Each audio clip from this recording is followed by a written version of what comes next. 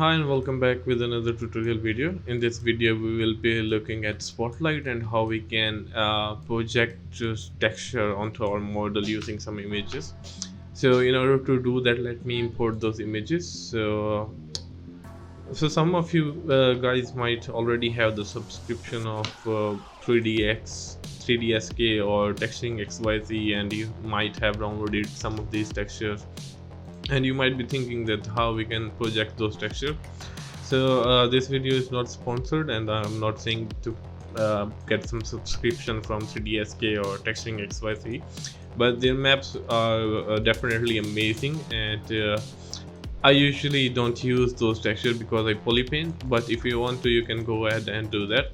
So let me just import some of those images that I have downloaded. So I didn't have the subscription, so these are images with low quality, like they are in 400 into 600 resolution, very low quality. I just wanted to show you how you can just use that to project some textures onto it. So what you can do is select any of this image and click on this add to spotlight button, and you can see that in our spotlight we have this image added and we have this image added as well, and this is bigger than the other one, even though this image has more resolution. So what we can do is we can select some other image and click on add to spotlight, and it will add it to the spotlight and it will make it bigger as well. So for the spotlight we have this wheel here, and we can move this wheel by clicking on this orange circle, and we can move it wherever we want. We can snap it to the center of the image, and if we click inside the spotlight we can move our image as well. So here are all the options that we can use. We have the rotate, and we can also press shift and do a snap rotate on it. And the rotation point is according to your spotlight position. For example, I moved it here, and you can see that it's rotating from this point, and we can also scale it up to make it bigger or smaller according to our needs. And what we can also do is the spotlight radius. You cannot see the spotlight radius because right now the image is opacity is full. So let me just reduce the opacity, and you can see that you can clearly see this radius going on here.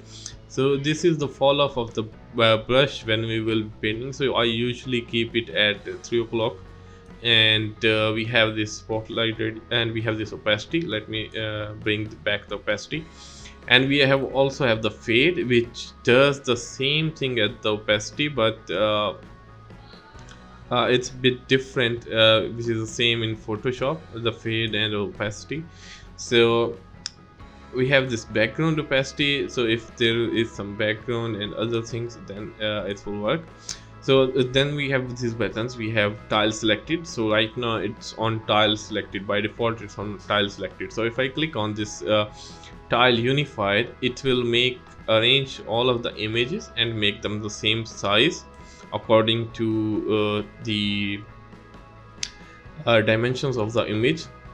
And we also have this tile selected, which it was previously on tile selected. So if I want to move this image, I can click on this, and if I want to move this image, I can just click on this and move it. And this is how you select multiple images and move them accordingly. So, and we have tile unified, we have tile selected, and we have tile proportional, which is according to the resolution. So this image was in 4K, and these are very low res images, so it's tiling them accordingly according to the resolution. So let me click on tile unified and do this. We also have this front and back option. So what it does is, if I click on back, you can see that it has moved this image to the back, and if I click on front, you can see that it is bringing this image to the front. We also have this delete option here. So let me just select this image, and if I click delete, it will be removing this image from the spotlight.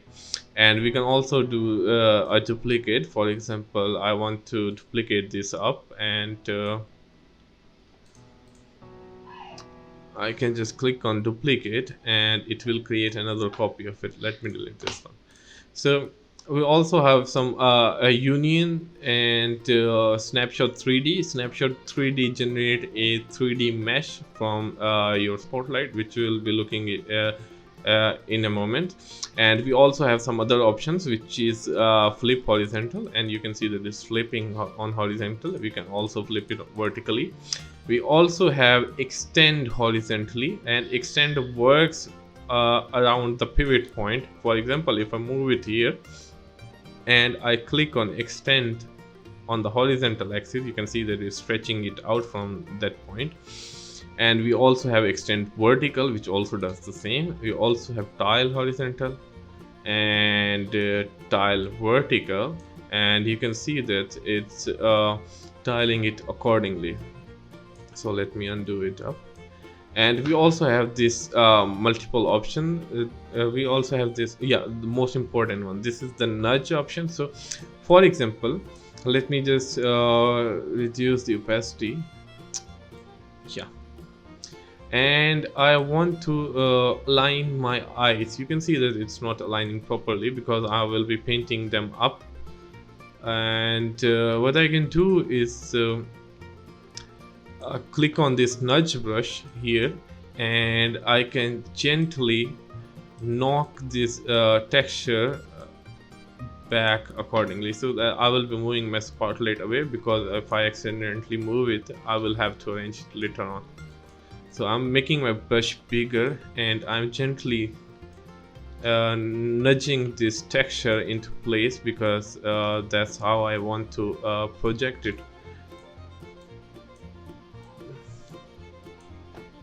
So you can see that it has been arranged properly because the texture was low res. And let me align the lips as well. And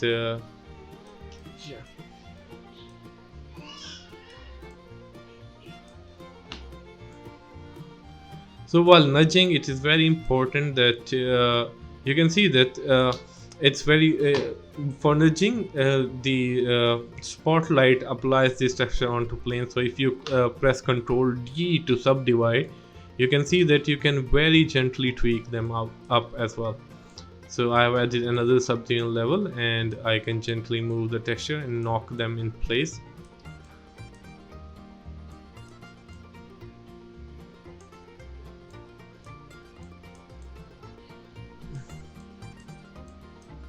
So there are also some other buttons, which is this saturation, contrast, hue, intensity, and paint. I usually like to do all these changes in Photoshop because I feel very comfortable there. So in order to apply this texture, right now it's all things are in place. So what I can do right now is press Z, and you can see that we have this spotlight radius, and it's shining through, projecting the texture as well. So right now we have paintbrush, we have the RGB intensity turned on. So I can just increase my brush scale, and I can just paint the texture onto my face.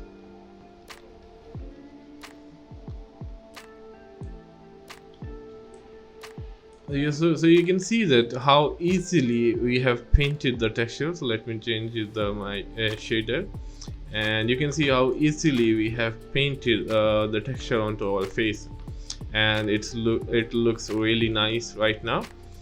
So if we have multiple images from multiple angles, we would have painted this face from all the sides. So you can see this spotlight is very easy to use, and you can easily project some nice surface detail and nice textural detail onto your mesh. So let me do something else as well. So let me click on this tile unified button, and let me just remove this as well. So let me delete this one, go to my texture tab, click on this one, add to the spotlight. So you can see that this image, if you want to project some image with the transparency on, you should make it black onto, for example, we have this pattern here. So I have selected some of the patterns, and this pattern look like this. We have this black and white, and I want to just project some pattern onto my character's face. So what I can do is, so spotlight won't be projecting black color. It will consider black as a transparency, so you should be very careful with that. And right now I'm just scaling it down, and I'm pressing Z to turn off the spotlight, and I am just painting it on my mesh. Let me just increase the scale brush size, and you can see I've painted it up. So if I press Z, my spotlight is still there. So if we permanently want to turn the spotlight off, what you can do is press Shift Z, and now you will be able to sculpt on your face. Otherwise it would have just projected all the textures or some other details on top of your model. So this is how you use spotlight to project texture or project some patterns onto your model. But if you wanted this, for example, let me check whether this because this model has UV, so if I wanted to add a texture onto it, so let me see, let me check whether I have textures or not. So yeah, for example, I have some clothes textures like this, and I just wanted this texture to be added onto my fabric patterns or onto my mesh. So what I can do is go to my texture menu, and let me just remove the polypaint from my model. Let me just hide the polypaint because I will be adding some texture onto it. And I know that I have UVs onto my mesh, which is like this, and right now it looks clearly weird, but I have UVs onto my mesh, so I will be projecting some texture onto it. So what I can do is I can import the texture from here as well, or I can just click on this menu here and import the texture that I have downloaded. And you can see that it has been projected, my texture has been projected onto my model according to the UVs. So what I can do is adjust my UVs by horizontal and vertical repeat, and you can see that 22 and 22. So you can see that it's not repeating that texture, so I can just move it a bit more, maybe 64. Yeah, 64. That's way too much. You can see that we have a noir effect appearing onto our model. And let me go to my higher subdivision levels, and you can see that the texture has been applied onto our model. So this is how we, if we want to add a tileable texture onto our mesh, so this is how we do it from here. And if we want to add use some colors as a stencil, we can do that as well using the spotlight as well. So there is one more thing that I want to cover here in this video, which is if I want to generate some 3D mesh from this. So I told you that we can generate that. So I can click on Snapshot 3D and turn off my spotlight, and you can see that we have this really nice mesh here that I have generated from my alpha. So the spotlight can be used to do this as well, and we can also do some other things with the spotlight as well. For example, if I import another alpha, so let me import some other pattern here.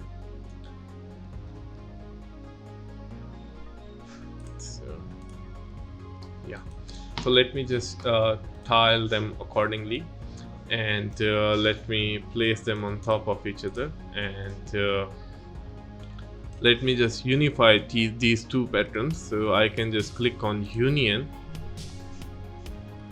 and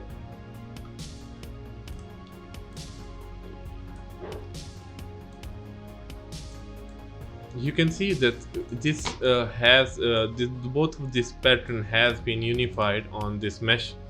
So we can also do all these types of things. We can union, or we can merge spotlights together, and then we can just click on this snapshot 3D button, and let's turn off the spotlight, and you can see that we have this really nice 3D pattern that we can just create an insert mesh brush and then apply it onto our geometry, and we can use it in multiple ways, or we can use it however we want. Let me just bring back my spotlight. So let me snapshot 3D this one, and just click on snapshot 3D. Yeah, let me just move to my polystatic and select this one and click on snapshot 3D. So we have this mesh here, and I want to create an insert mesh brush with this map. So I can go to my brush tab, and we have already covered insert mesh, but I just want to give you an example how we can use all those techniques with each other. So we have this, let me click this cylinder and make polymesh 3D, and so I can just drag an instance on top of it and wherever I want and however I want. So very useful stuff. So there is one more thing. So I can just go to my stroke menu, and we did look at the curve brushes in one of my previous videos, so I won't be going in detail. So I can just do this as well. I can add multiple instances like this, so which is really handy, and can be usable on multiple instances.